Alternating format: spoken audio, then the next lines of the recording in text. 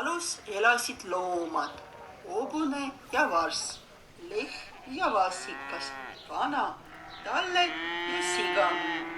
Varss tahtis mängida. Selle peale ema hobune ütles. Otsi endale mängu, sõber kollake. Siis läkski varss sõpra otsima. Varsti ta kohtus kana ja ütles.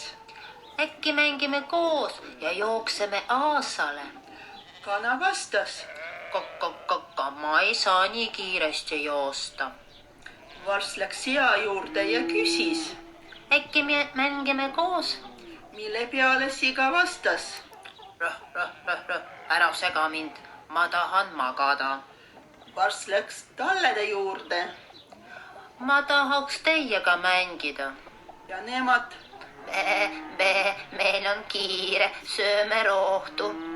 Varss muutuks kurvaks, keegi ei taha temaga mängida. Tal pole sõpra ja siis ta kohtus heinamaal vasikat.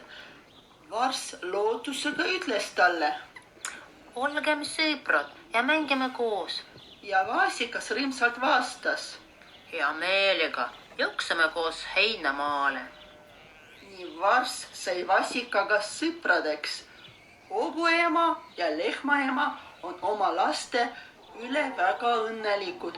Hea, kui sul on sõber.